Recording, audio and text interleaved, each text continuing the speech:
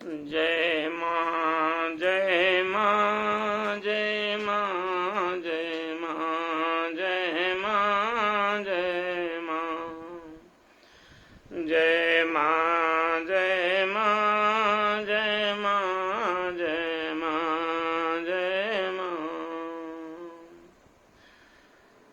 अंतःकरण की शुद्धि के लिए मन का निर्मल होना जरूरी है, क्योंकि मन ही नियंत्रण करेगा अंतःकरण की शुद्धि के लिए। बाहर से अंतःकरण शुद्ध नहीं हो सकता है, मन से शुद्ध करना है अंतःकरण को। मन यदि निर्मल हो जाए तो अंतःकरण को शुद्ध करेगा। मन निर्मल कैसे हो? मन की निर्मलता लाने के लिए बुद्धि निर्मल होनी चाहिए, क्योंकि बुद्धि का नियंत्रण मन पर है। तो मन को निर्मल करना है तो बुद्धि निर्मल होनी चाहिए। अब बुद्धि कैसे निर्मल हो? बुद्धि की निर्मलता विवेक और पुरुषार्थ से होती है। बुद्धि निर्मल विवेक से होगी, यही साधन है। विवेक से बुद्धि को निर्मल किया जा सकता है, विवेक से ही निर्मल होती बुद्धि, पुरुषार्थ से निर्मल होती बुद्धि। पुरुषार्थ कैसा? यानी कि जब हम अगले का अच्छा ही सोचें, हम समाज में सबकी उन्नति सोचें, ये परहित है, ये पुरुषार्थ है, ये आंख है, इसी को सत्संग कहते हैं। और विवेक, विवेक भी आंख है, ये अंतःकरण की आंख है। यानी कि बुद्धि के लिए ये दो आंखें जरूरी हैं, विवेक और पुरुषार्थ।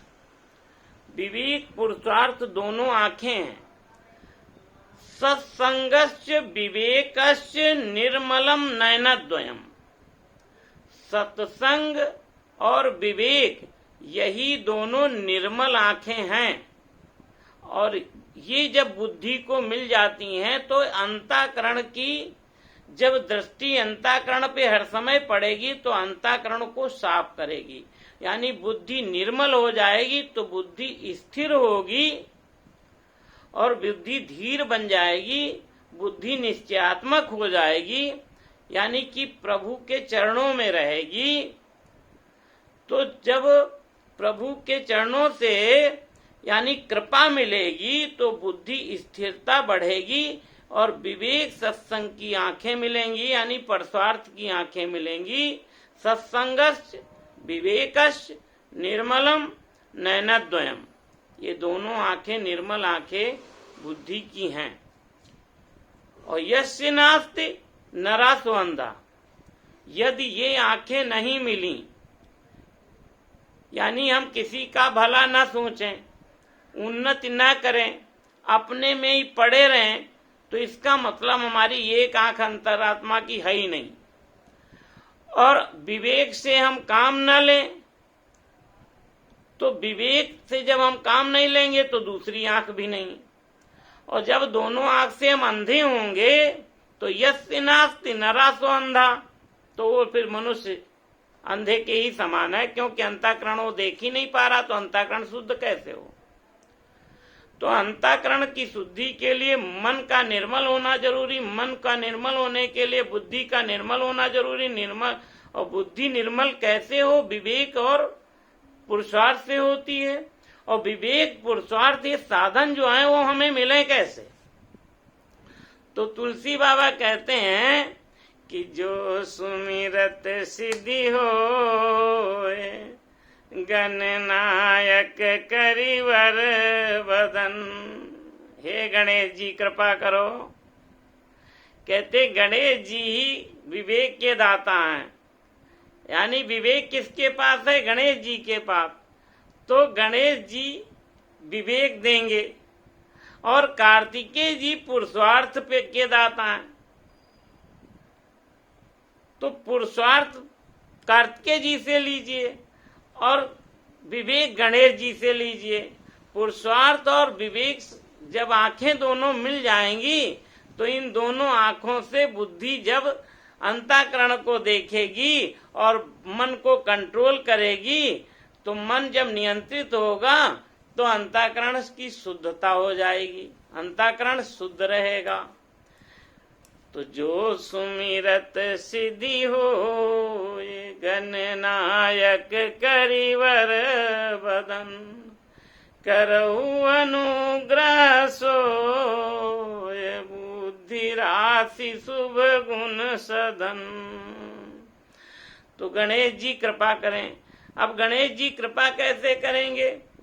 जब हमारी निर्मल बुद्धि होगी और हम गणेश जी को हर समय यानी विवेक के लिए प्रार्थना करेंगे तो हम उठते बैठते सोते जागते खाते पीते सांस लेते और टहलते घूमते सब में हम प्रभु का स्मरण करें यानी गणेश जी का स्मरण करके कार्य प्रारंभ करें तो विवेक हमारा बना रहेगा।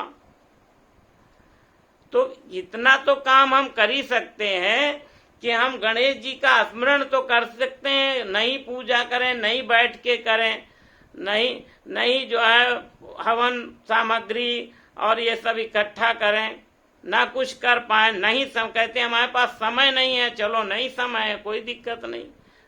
तो इतना तो कर सकते हो कि भाई समय मत लगाओ, यानी उठे जय गणेश, स्नान ध्यान किया जय गणेश, पानी पिया जय गणेश, खाना खाया जय गणेश, काम करने चले जय गणेश, यानी भगवान का गणेश जी का स्मरण तो कर सकते हैं। विवेक शुद्ध रहे, बुद्धि शुद्ध रहे तो गणेश जी का स्मरण तो करते रह सकते हैं। सोते समय जय गणेश, जागते समय जय गणेश, टहलते समय जय गणेश।